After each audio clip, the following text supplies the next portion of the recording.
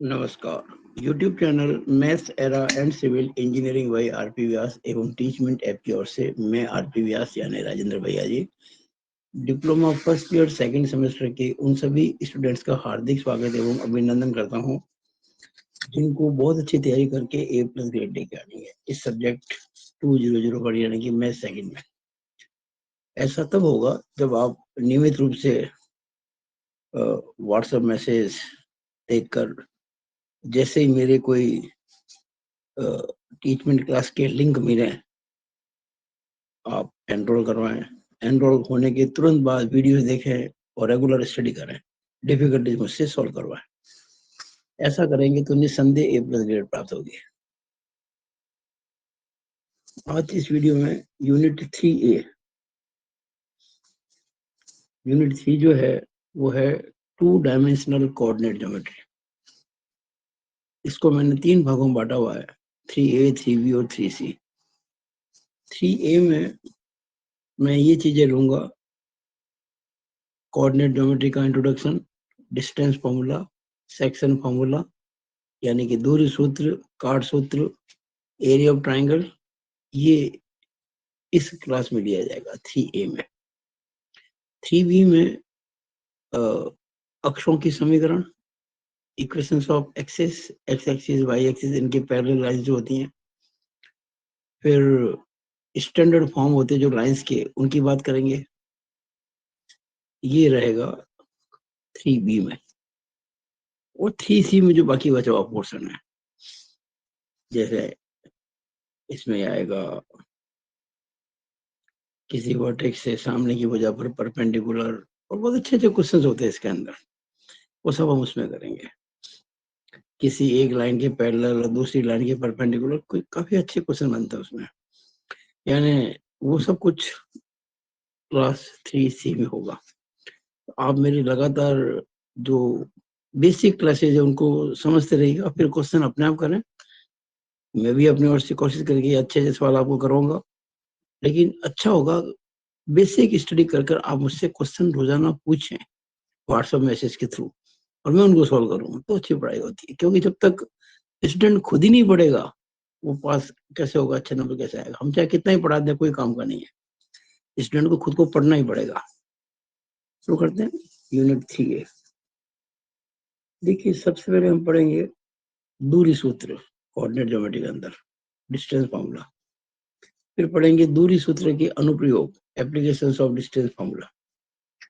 अब दूरी सूत्र के जो अनुप्रयोग है उसमें सबसे पहला जो है वो 3 बिंदुओं की सरेखीयता, कोलिनियरिटी ऑफ 3 पॉइंट्स। फिर है त्रिभुज की पहचान, जब वो त्रिभुज जो 3 आपको वर्टेक्स दे रखे किसी ट्राइंगल के, वो किस प्रकार का है, समबाहु है, इक्विलेटरल है, या समद्विबाहु है, आइसोसेलेस है, या समकोण त्रिभुज है, राइट एंगल ट्राइंगल है, या समद्विबाहु समकोण त्रिभुज है, या आइसोसेलेस राइट एंगल ट्राइंगल है। फिर चतुर्भुज की पहचान करना भी सीखेंगे, आइडेंटिफिकेशन ऑफ ए क्वाड्रिलेटरल, कि वो स्क्वायर है यानी कि वर्ग है, रेक्टेंगल है यानी कि आयत है, रोम्बस है यानी कि समचतुर्भुज है, पैरेललोग्राम है यानी कि समांतर चतुर्भुज है। ये सब हम करेंगे क्वाड्रिलेटरल के अंदर। उसके बाद 3 बिंदुओं से गुजरने वाले, आपको 3 पॉइंट दे रखे होंगे, 3 बिंदुओं से गुजरने वाले वृत्त का केंद्र और उसकी त्रिज्या ज्ञात करना, to find centre and radius of a circle passing through 3 points. उसके बाद नंबर 3, देखिए नंबर 1 था दूरी सूत्र, नंबर 2 इसके एप्लीकेशन, और ये सब इसकी एप्लीकेशंस हैं। मैं बहुत डीप में पढ़ा रहा हूँ, अगर ये सब पढ़ेंगे ध्यान से आप तो किसी भी तरह का, देखिए एग्जाम में कोई गारंटी नहीं कैसा क्वेश्चन आ जाए। भाग्य अच्छे होते हैं, बहुत आसान प्रश्न आते हैं, नहीं बार कई बार बहुत मुश्किल क्वेश्चन आते हैं। मैं जब पढ़ाता हूँ ये सोच के पढ़ाता हूँ कोई चीज छूट नहीं जाए। जो स्टूडेंट मेरे से साथ साथ चल के पढ़ाई करेगा वो बहुत फायदे में रहेगा। नंबर 3 पॉइंट है खंड सूत्र यानी कि सेक्शन फॉर्मूला। अब सेक्शन फॉर्मूला जो होता है इसमें भी 2 केस बनते हैं, इंटरनल डिवीजन यानी कि अंत विभाजन, और एक्सटर्नल डिवीजन बाय विभाजन। और खंड सूत्र के फिर अनुप्रयोग, ये जो है ना खंड सूत्र सेक्शन फॉर्मूला, इसके एप्लीकेशंस भी हम पढ़ेंगे। खंड सूत्र की जो एप्लीकेशंस हैं उसमें ये बताएंगे, मिड पॉइंट निकालना, 2 पॉइंट को मिलाने वाली लाइन का मिड पॉइंट निकालना, to find mid point of a line segment joining two points. फिर किसी त्रिभुज के केंद्र के निर्देशांक ज्ञात करना, to find coordinates of centroid of a triangle. फिर किसी त्रिभुज का अंत केंद्र ज्ञात करना, to find incentre of a triangle, उसको आई कहते हैं, कैपिटल आई। किसी त्रिभुज के परिकेंद्र ज्ञात करना, टू फाइंड एक्स सेंटर्स। तो किसी ट्रायंगल एबीसी के 3 होते हैं एक्स सेंटर्स, ए के सामने, बी के सामने, सी के सामने, उनको कहते हैं I1, I2, I3। इनके कोऑर्डिनेट्स पता करना। फिर माध्यिकाओं की लंबाई पता करना, लेंथ ऑफ मीडियंस। और फिर किसी त्रिभुज का क्षेत्रफल ज्ञात करना। आज इस वीडियो में मैं इन सभी पॉइंट पर डिस्कस करूंगा, और अगर ये वीडियो लंबा हो गया तो हो सकता है कुछ पॉइंट में अगली वीडियो में ले लूं, लेकिन जो भी होगा मेरी पढ़ने की सीक्वेंस यही रहेगी। और ये जो 3A मैंने क्लास बनाई है उसके सारे पॉइंट इसके अंदर आ गए। सवाल करना अलग बात है, लेकिन बेसिक पढ़ाई करना दूसरी बात होती है। हम बेसिक पढ़ाई कर रहे हैं। तो सबसे पहले आप देखिएगा, दिख रहा है आपको दूरी सूत्र। आप दूरी सूत्र समझाऊं उसके पहले थोड़ी सी बातें आपको समझा देता हूँ कोऑर्डिनेट्स के बारे में। कुछ स्टूडेंट ऐसे भी हैं जिनको बेसिक नॉलेज नहीं है किसी कारण से। देखिएगा, ये आप जानते हैं एक्स एक्सिस होती है और ये वाई एक्सिस होती है, सब जानते ही हैं, क्लास 8, 9, 10 में पढ़े हैं। लेकिन फिर भी किसी ने किसी कारण से नहीं पढ़े हो तो एक बार देख लें। इसको कहते हैं एक्स एक्स डैश, इसे कहते हैं वाई वाई डैश। ये दोनों अक्ष मिलते हैं ना, उसे कहते हैं ओ। ओ का मतलब ओरिजिन। ओ को कहते हैं मूल बिंदु, यानी कि ओरिजिन। ये ओ जो है इसे कहते हैं मूल बिंदु या ओरिजिन।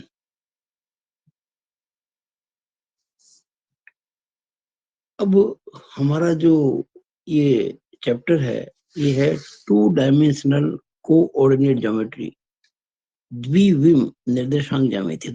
तो निर्देशांक की अगर आप संधि विच्छेद करो, निर्देशांक की संधि विच्छेद करो तो निर्देश प्लस अंक, निर्देशित करने वाले अंक। और कैसे 2 डायमेंशंस, एक एक्स और एक वाई। एक तो ये ध्यान रखिएगा 2 डायमेंशनल कोऑर्डिनेट ज्योमेट्री में ये यूनिट जो होती है ना, अपन लिखते हैं centimetre metre, centimetre square metre, ये कुछ इसमें नहीं आता है, केवल यूनिट्स कह देंगे। कभी इसके सेंटीमीटर मीटर वगैरह इसमें नहीं आता है। ये एक्स एक्सिस है, ये वाई एक्सिस है। ओरिजिन के इस साइड में एक्स पॉजिटिव होता है, ओरिजिन की इस साइड में एक्स पॉजिटिव, चाहे इसके ऊपर हो चाहे इसके नीचे हो।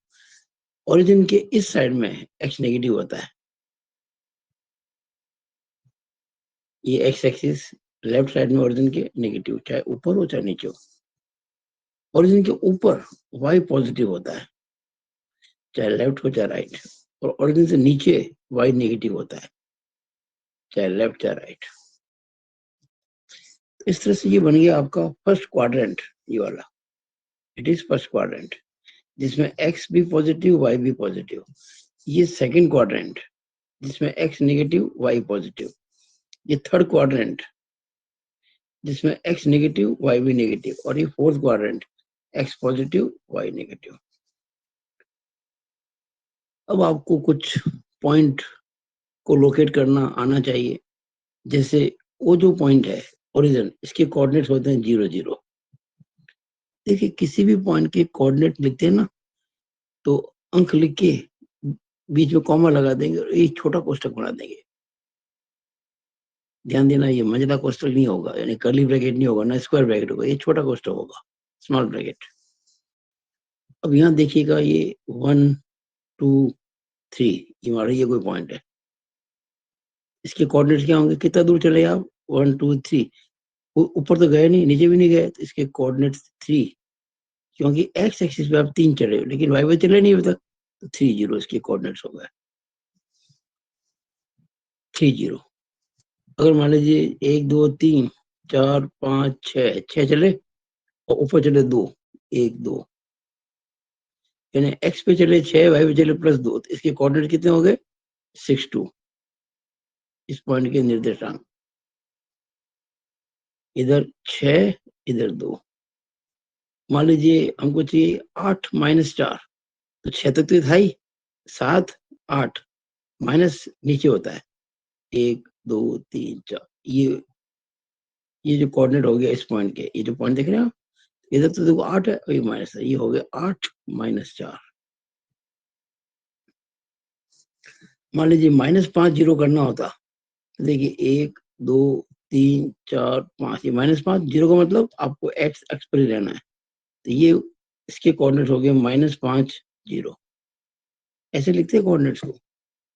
मान लीजिए -2 3 करना होता, तो -1 -2 और 3 1 2 3 ऊपर है ना प्लस में, तो ये -2 3। अगर -3 -6 करना होता, -3 1 2 3 -6 1 2 3 4 5 6, तो ये -3 -6, ये इस पॉइंट के कोऑर्डिनेट्स हो गए। अगर आपको करना होता 0 -5, 0 मतलब आप x एक्स से ना तो इधर जा सकते ना इधर, लेकिन -5 मतलब y पे -5, तो 1 2 3 4 5, ये हो गया 0 -5।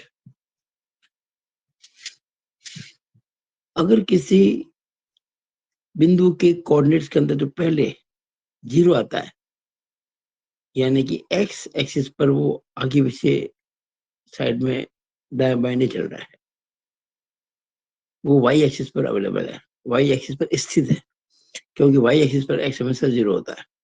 अगर आपको मान लीजिए 0 7 करना होता है, ये 0 था, ये 7 1 2 3 4 5 6 7, ये 0 7 हो गया। तो आपको मैंने हर तरह का पॉइंट लोकेट करना सिखा दिया है। तो ये आपके कोऑर्डिनेट ज्योमेट्री की शुरुआत हो गई। अब देखिए डिस्टेंस फॉर्मूला, हम एक एक करके लेंगे सारे पॉइंट्स। ये ना पहला देखिए आप, इसे मैंने पहले बताया था आपको, पहला डिस्टेंस फॉर्मूला। ये फॉर्मूला दो पॉइंट्स जिनके कोऑर्डिनेट्स पता होते हैं उनके बीच की दूरी ज्ञात करने के लिए काम में आता है। जैसे ये दो पॉइंट्स हैं ए और बी, इनके बीच की दूरी है डी, और ए के जो कोऑर्डिनेट्स हैं वो x1 y1, और बी के जो कोऑर्डिनेट्स हैं वो x2 y2। इनके बीच की जो दूरी अगर आपको ज्ञात करनी है, ये डी, इसके लिए फॉर्मूला क्या होगा? Under root x2 - x1 whole square plus y2 - y1 whole square. और आप चाहे तो x1 - x2 भी कर सकते हैं, और y1 - y2 भी कर सकते हैं, कोई फर्क नहीं पड़ेगा। स्क्वायर 2 का करो तभी 4 आएगा, -2 का भी 4 ही आएगा। तो आपको दोनों पॉइंट्स के कोऑर्डिनेट्स पता होने चाहिए, जिनके बीच की दूरी पता करनी है। तो हमने जो x कोऑर्डिनेट्स है उनका डिफरेंस लेके इसका स्क्वायर कर दिया, फिर जो y कोऑर्डिनेट है उनके स्क्वायर, उनका डिफरेंस करके स्क्वायर कर दिया, फिर जोड़ दिया, फिर इसका रूट ले लिया। यहाँ एक बात बता दूं कि अगर किसी पॉइंट के कोऑर्डिनेट्स, मान लीजिए कोई पॉइंट P जिसके कोऑर्डिनेट्स x y हैं, किसी बिंदु के निर्देशांक x y है, तो x जो होता है ना, x, इसे बोलते हैं भुज। क्या कहते हैं? भुज, एक्सिसा, एब्सिसा। और y को कहते हैं कोटि, यानी कि ऑर्डिनेट।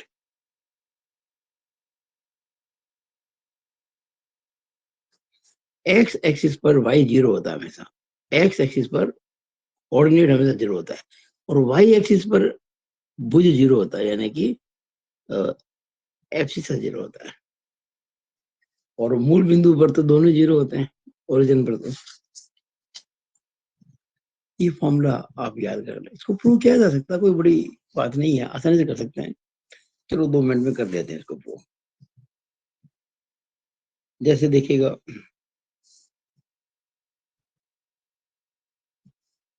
ये पॉइंट है x1 y1, वो है x2 y2। हमने क्या किया, इससे डाला परपेंडिकुलर, इससे डाला परपेंडिकुलर और इससे डाला परपेंडिकुलर। इसके ऊपर ये परपेंडिकुलर है, ये x1 y1 और वो x2 y2।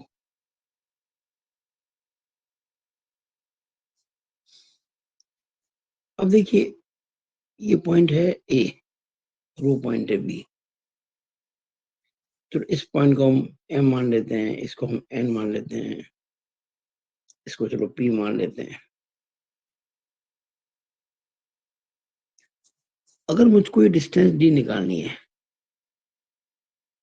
और अगर मैं इस ट्राइंगल को लूं, ये ट्राइंगल कैसा है, समकोण त्रिभुज, राइट एंगल ट्राइंगल है। और आप जानते हैं ना, बौद्धायन प्रमेय 10वीं क्लास पढ़ी होगी, जिसका प्रचलित नाम है पाइथागोरस थ्योरम।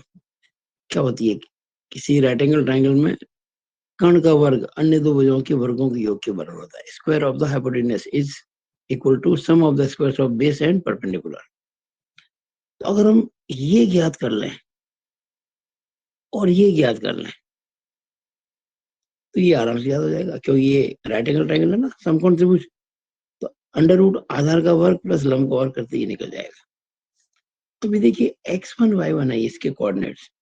इसका मतलब ये जो दूरी है, ये x1 होगी नहीं हुई, बाय डेफिनेशन बिल्कुल हुई साहब। उसके कोऑर्डिनेट्स हैं x2 y2। तो ये जो डिस्टेंस है यहाँ से यहाँ तक, ये x2 हुई कि नहीं हुई, बिल्कुल हुई, क्योंकि इसके कोऑर्डिनेट है ना x2 y2। तो ये x2 वो y2। अब ये x2 है, ये x1 है, तो ये जो डिस्टेंस है ये वाली, ये x2 माइनस x1 हुई कि नहीं हुई, बिल्कुल हुई,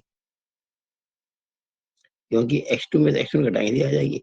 ये आ गई है ना, ये डिस्टेंस आ गई, ये आ गई, मतलब ये आ गई, क्योंकि ये एक रेक्टेंगल है, यानी ये डिस्टेंस आपकी आ गई x2 माइनस x1, ये वाले। अब देखिए, इस पॉइंट के कोऑर्डिनेट्स हैं x2 y2। इसका मतलब ये डिस्टेंस y2 है, इसके कोऑर्डिनेट्स हैं x1 y1, यानी ये डिस्टेंस y1 है। अगर ये y1 है तो ये भी y1 होगी ना, क्योंकि किसी रेक्टेंगल की ऑपोजिट साइड बराबर होती है, ये y1 तो y1। अगर ये y1 है और वो y2 है तो ये कितना हो गया, ये वाला, ये हो गया y2 माइनस y1, यानी ये हो गया y2 माइनस y1, ये वाला। अब देखिएगा, applying Pythagoras theorem, AB is equal to under root AP square plus BP square. Baudhayana प्रमेय के दो, पाइथागोरस प्रमेय के दो। AB is equal to AP square, ये AP x2 minus x1 plus BP square, ये BP y2 माइनस y1 का whole square. देखिए कितना आसानी से प्रूव हो गया ये। तो ये फॉर्मूला जो मैंने बताया था आपको, डिस्टेंस फॉर्मूला, इसको मैंने प्रूव कर दिया है। जैसे छोटा एग्जांपल लेते हैं, मान लीजिए आपसे कहा जाए ये पॉइंट है, मान लीजिए 4 7, ये पॉइंट है मान लीजिए -2 -8, इनके बीच की डिस्टेंस D पता करनी है आपको। ये हो गया x1 y1 x2 y2। आप चाहे इसमें से उसको घटाए चाहे उसमें से घटाए, कोई फर्क नहीं पड़ता। तो क्या फॉर्मूला ये मिला, x1 minus x2 whole square, यानी कि ये x1 है, ये y1 है, ये x2 है, ये y2 है। x1 माइनस x2 या x2 माइनस x2, अब x2 माइनस x1 करो या x1 माइनस x2, कोई फर्क नहीं पड़ेगा, ध्यान देना। तो हम कर देते हैं x1 माइनस x2, तो 4 माइनस माइनस 2 तो प्लस 2 हो जाएगा whole square, plus 7 minus minus 8 तो 7 प्लस 8 का स्क्वायर हो जाएगा, उसका अंडर रूट हो गया ना। x1 minus x2 whole square plus y1 minus y2 whole square, तो 4 2 6 का स्क्वायर 36, 7 8 15 का स्क्वायर 225, 36 46 56 5 61 अंडर 261, ये आंसर आ गया। तो ये सिंपल सा मैंने बता दिया डिस्टेंस फॉर्मूले के बारे में। अब हमें पढ़ना है इसी वीडियो में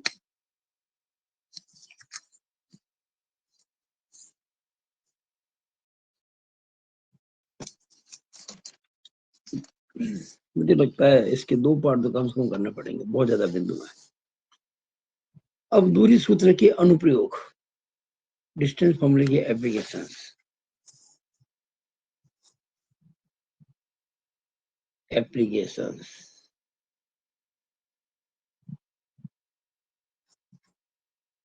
डिस्टेंस फॉर्मूले के, तो पहला है एप्लीकेशन 3 बिंदुओं की सरेखीयता, कोलिनियरिटी ऑफ 3 पॉइंट्स,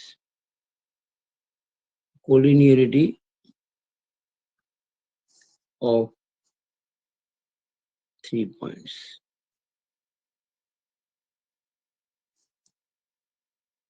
देखिए आपको ये चेक करना है कि जो 3 पॉइंट आपको दिए हुए हैं वो एक लाइन में है कि नहीं है।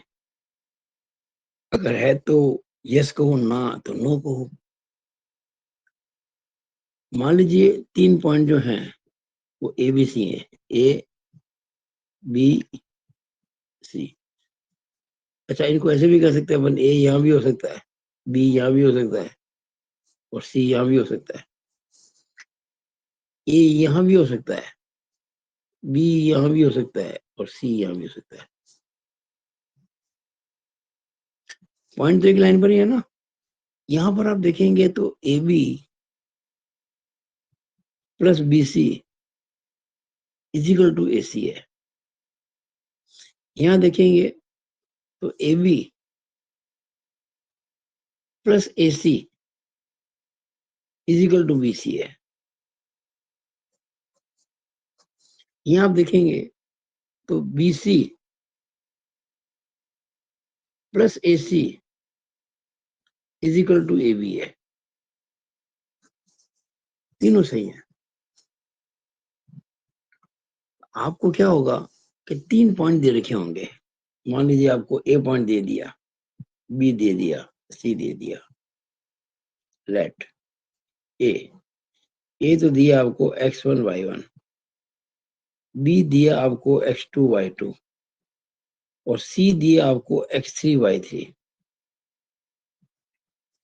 ये दिया आपको क्वेश्चन में दे रखे पॉइंट और आपसे पूछा गया कि चेक करो ये एक रेखा में है कि नहीं, यानी कि ये सरेखीय है या नहीं, is the points are collinear or not. आपको क्या करना है, डिस्टेंस पता करना है। देखिएगा, find A B C and A C. अरे भाई, ए बी दूरी याद करना आसान है ना। कोऑर्डिनेट पता है आपको, under root x1 minus x2 whole square plus y1 minus y2 whole square. B C निकालना है, under root x2 minus x3 whole square plus y2 minus y3 whole square. A C निकालना है, under root x1 minus x3 whole square plus y1 minus y3 whole square. Simple है, distance निकाल दिया आपने, निकल गई। अब आप देख लो, ये जो 3 है, या तो ये या ये या ये हो जाए। देन अगर A B plus B C is equal to A C हो जाए और B C plus A C is equal to A B हो जाए और A C plus A B is equal to B C हो जाए, इनमें से कोई एक हो जाए, या ये या ये तीनों एक ही बात है, दिस और this, then the points are collinear. उसके बाद ये पॉइंट्स कोलिनियर होंगे।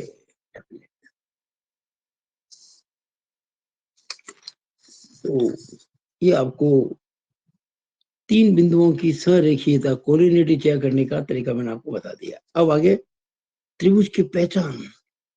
आपको 3 पॉइंट देंगे, उनके कोऑर्डिनेट देंगे, आप हमेशा उसको ABC मान लेना। और फिर पूछेंगे ये जो 3 पॉइंट आपको दिए हुए हैं, इससे जो ट्रायंगल बनेगा वो किस प्रकार का ट्रायंगल है, इक्विलेटरल है या आइसोसेलेस है या राइट एंगल है या आइसोसेलेस राइट एंगल है, या ये भी हो सकता है कि आपको कहे कि प्रूव करो कि ये ऐसे है या तो ये। तो आपको इनमें पहचान करनी आनी चाहिए। तो मैं लिख देता हूँ यहाँ पे आइडेंटिफिकेशन ऑफ ट्राइंगल्स, त्रिभुजों की पहचान। देखिए आप एक बात समझिएगा, आपको 3 पॉइंट क्वेश्चन में दे रखे होंगे। राइट, ए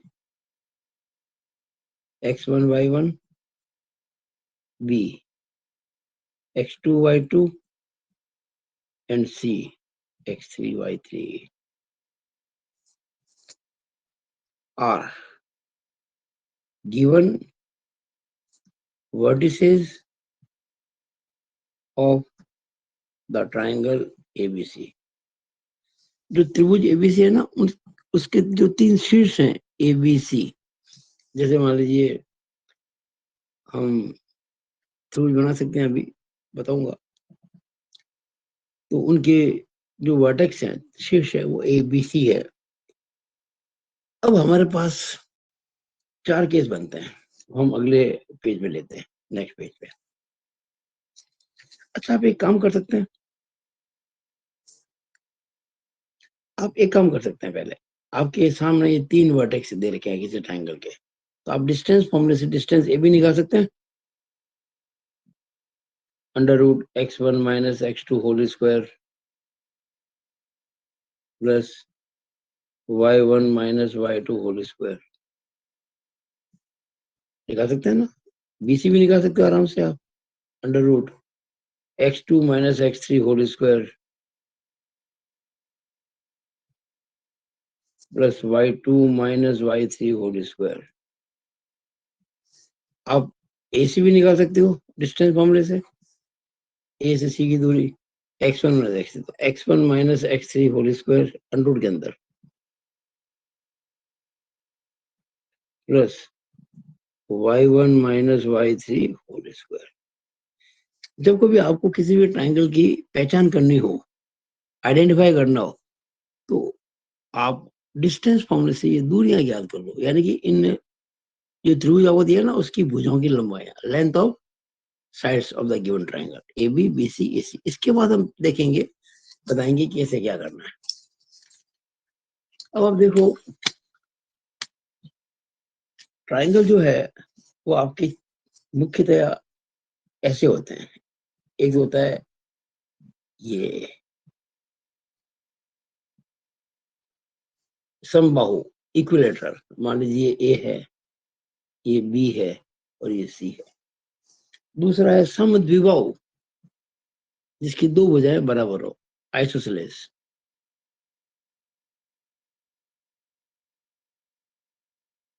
तो वो आप देखिएगा, ये ऐसा हो सकता है। आइसोसेलेस ऐसे करते हैं अपन, देखिए इस प्रकार से, ये है,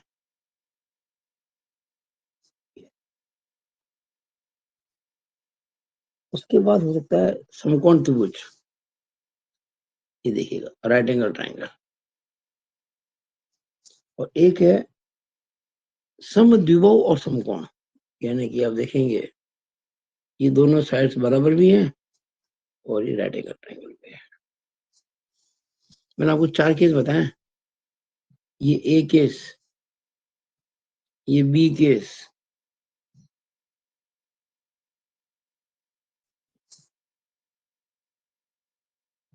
ये सी केस और ये डी केस। 4 केस है ना ये, ए B C D.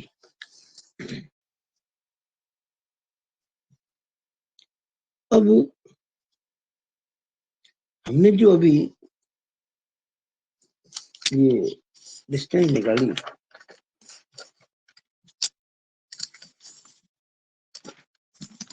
A B B C और ए सी, इसके बेस पे हम कैसे तय करेंगे ये है कि ये है कि ये है कि ये है, वो आपको समझा देता हूँ मैं।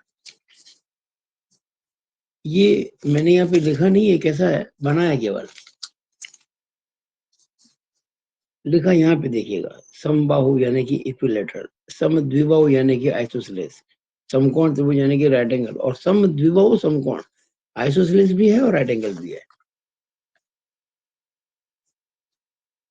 अब इसमें क्या होगा, अगर ये समबाहु त्रिभुज है, इक्विलेटरल ट्रायंगल है, डेफिनेटली ए बी बराबर बी सी बराबर ए सी होगा। जैसे ही आपको किसी ट्रायंगल के 3 वर्टेक्स मिले, जैसे ही आपको किसी ट्रायंगल के 3 वर्टेक्स मिले, x1 y1 x2 y2 x3 y3, तो आप ए बी बी सी ए सी निकाल लो। अगर तीनों बराबर आ जाए तो भाई ये केस हो गया, कौन सा, समबाहु त्रिभुज। अब यहाँ आप देखिएगा,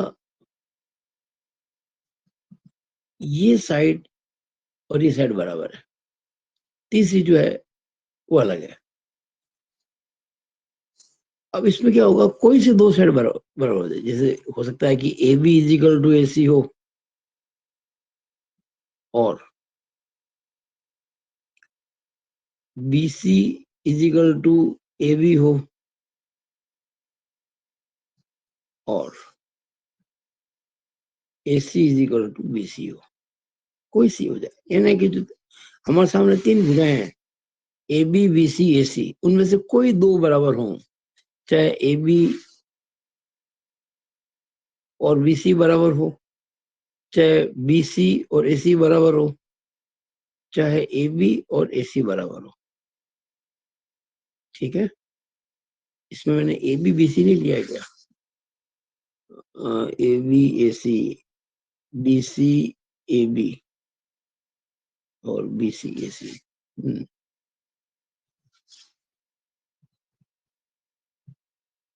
अब देखिए 3 होती है ना आपके side, A B B C और ए सी, ये 2 बराबर हो जाएं तो ए बी बराबर बी सी, हाँ आ गया ना, ए बी बराबर बी सी, ये 2 बराबर हो जाए, बी सी बराबर ए सी, ये बी सी बराबर ए सी, और ये हो जाए ए बी बराबर ए सी। हाँ हो गया ना तीनों, ये इन 3 में से कोई सा केस हो जाए तो ये आपके प्रूव हो जाएगा ये आइसोसेलेस ट्रायंगल। अब देखिएगा ये वाला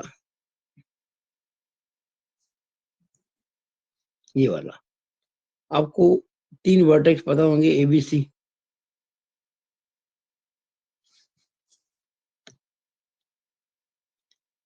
मैं वर्टेक्स के नाम नहीं लिखता हूँ, कारण क्या है इसका, इसमें हम वर्टेक्स के नाम नहीं लिखते हैं बस।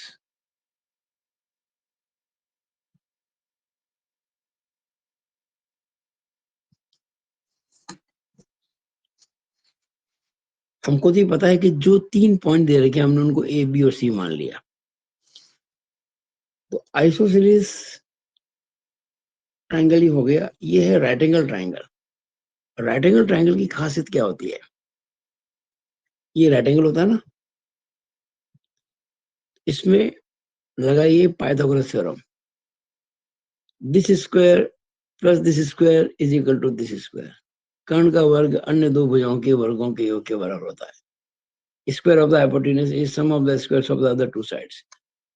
तो हो सकता है कि A B square plus B C square is equal to A C square हो, और हो सकता है कि B C square plus A C square is equal to A B square हो, और हो सकता है कि A B B C A C A B A C square plus A B square is equal to B C square हो जाए। इसलिए मैंने ए बी सी नाम नहीं दिया। हमें क्या पता है कि ए कौन सा बी कौन सा सी कौन सा, लेकिन हाँ हम अगर ए बी सी मान लें और तीनों निकाल दो, जो कि हमने निकाल के बताया आपको, हमने कहा ना आपको तीनों निकालने पड़ेंगे आपको, ये वाले ए B B C A C. अब उसके बाद आपको चेक करना है ये वाला केस हो रहा है कि ये वाला हो रहा है कि, और अगर इन तीन में से कोई से एक हो जाए, एनीवन, देखा ना, दिस और दिस, तो वो राइट एंगल ट्रायंगल होगा डेफिनेटली। और ये क्या है, ये है आपका डी, यानी कि आइसोसेलेस एंड राइट एंगल। देखिए अगर ये दो साइड बराबर है, ये बनेगी बेस और परपेंडिकुलर, वो बनेगी हाइपोटेन्यूस। यानी अगर मान लीजिए, मैं आपको एक बात बता दूं, अगर ए बी बराबर बी सी है,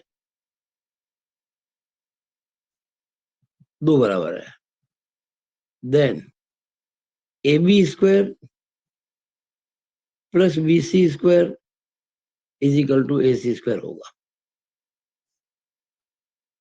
आपने निकाले ना तीन sides A B B C A C, उसके बाद चेक कर रहे हो हम, अगर ए बी बी सी बराबर है तो फिर उसके बाद ये होगा। ये तो हो गया दो साइड्स बराबर है और ये राइट एंगल ट्रायंगल होने की शर्त।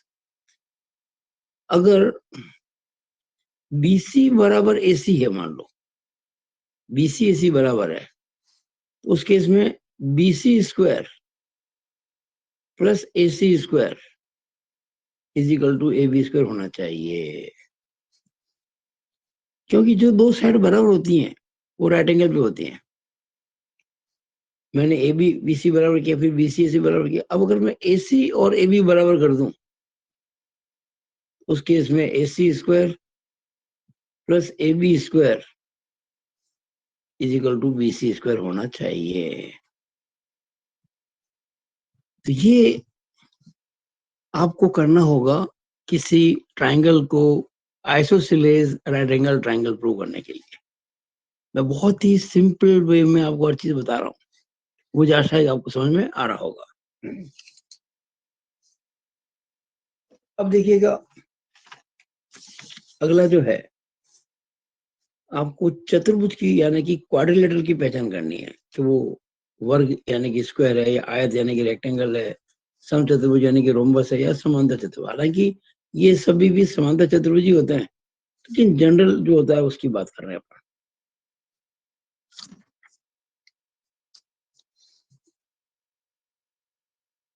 देखिएगा, आइडेंटिफिकेशन ऑफ क्वाड्रिलेटरल।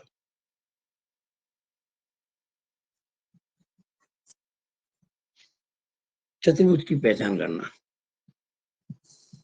लेट, अब जो आपको चार पॉइंट देंगे किसी क्वाड्रिलेटरल में, किसी चतुर्भुज के चार शीट होते हैं ना, there are four vertices of a quadrilateral. तो ए जो है उसको आप मान लें x1 y1, बी जो मान लें x2 y2,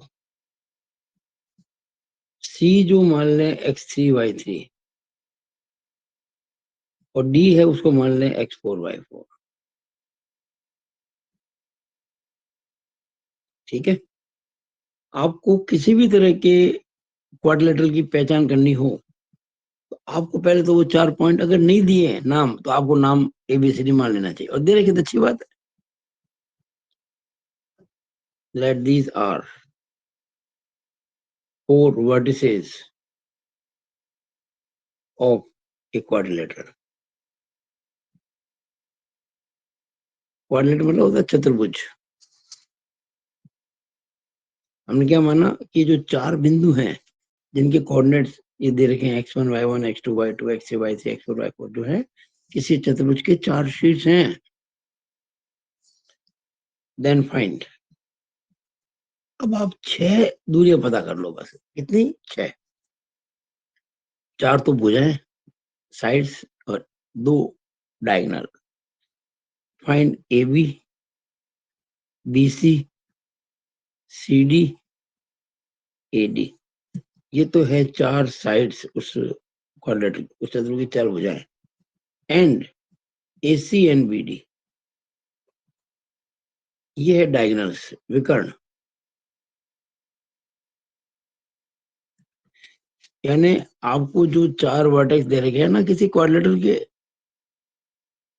उनके कोऑर्डिनेट्स को देखते हुए चारों साइड निकालो ए बी, मतलब चारों साइड नहीं, चारों साइड की लेंथ ए बी, ये डिस्टेंस फॉर्मूला से निकलेगी, B C C D A D and also length of diagonal. उसके बाद हम पहचान करेंगे, आगे चलते हैं।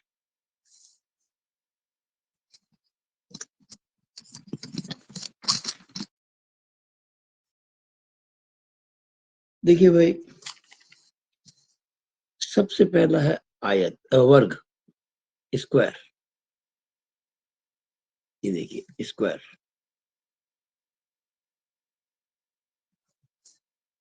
फिर है रेक्टेंगल, फिर है रोम्बस, ये रेक्टेंगल है, फिर रोम्बस है,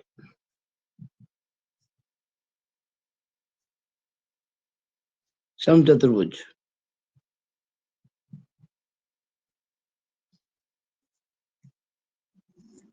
स्क्वायर है, रेक्टेंगल है, ये है रोम्बस, समचतुर्भुज,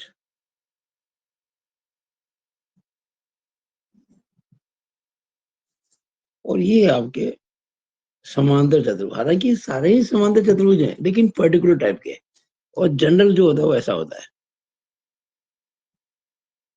ये आपका पैरेललोग्राम है, ये इसके 2 डायगोनल है।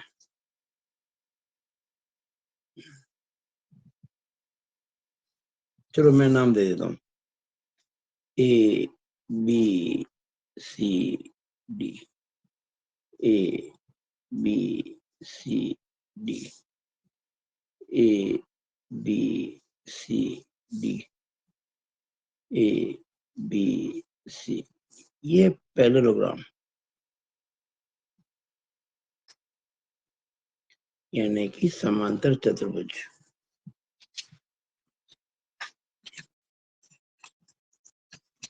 अब आपने 6 दूरियां ज्ञात कर ली है, A B, B C, C D, A D, A C और बी डी।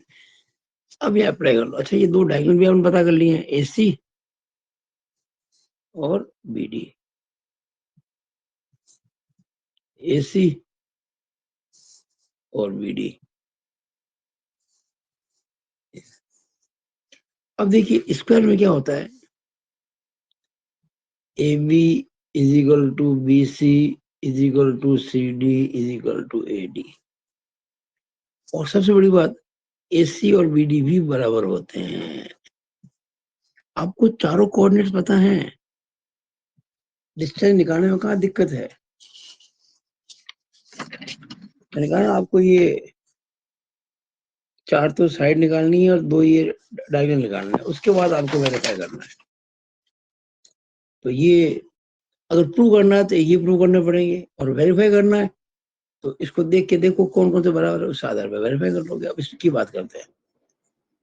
इसमें चारों साइड बराबर होती है, इसमें अपोजिट साइड बराबर होती है, यानी कि ए बी जो होती है ना, वो सी डी के बराबर है, तो जो बी सी है वो ए डी के बराबर है। यानी ये और ये बराबर है और ये इसके बराबर है। और ऑफ कोर्स ए सी जो है वो बी डी के बराबर है। यानी कि जो रेक्टेंगल होता है ना, उसमें आमने सामने की भुजाएं बराबर होती है और दोनों विकर्ण भी बराबर होते हैं। अब बात करते हैं रोम्बस की, समचतुर्भुज की। इसमें चारों साइड बराबर होती है, चारों साइड, यानी कि A B is equal to B C is equal to C D is equal to A D. पर ये डायगोनल छोटे बड़े होते हैं, एक बड़ा होता है एक छोटा होता है, यानी कि A C is not equal to B D. अगर चारों साइड बराबर है परंतु डायगोनल बराबर नहीं है तो डेफिनेटली वो समचतुर्भुज यानी कि रोम्बस है।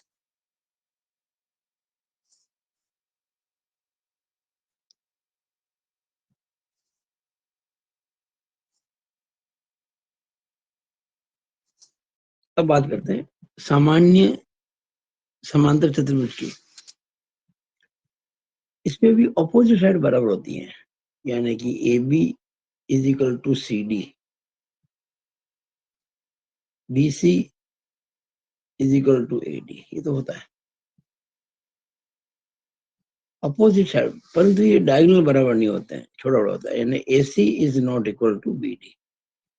भाई AC not equal to BD तो इसमें भी होता है, इसमें चारों साइड बराबर होती है, इसमें अपोजिट बराबर होती हैं, इसमें दोनों डायगोनल बराबर हैं परंतु अपोजिट साइड भी बराबर है, इसमें दोनों डायगोनल बराबर है लेकिन चारों साइड बराबर है। तो मेरे ख्याल से आपको इतना कुछ समझ में डेफिनेटली आ गया होगा। तो मैं अपने वीडियो को यहीं पे समाप्त करता हूँ क्योंकि वीडियो लंबा हो गया है। अब जो सेक्शन फॉर्मूला है वो हम अगली वीडियो में सीखेंगे। मुझे आशा है कि आप लोग बहुत अच्छे से समझ रहे होंगे और साथ साथ में नोट्स भी बना रहे होंगे, क्योंकि अपने हाथ से बनाए हुए नोट्स आपको बहुत हेल्प करेंगे। और मैं अपनी बात को समाप्त करते हुए कहता हूँ, it is all over about this video. Thank you.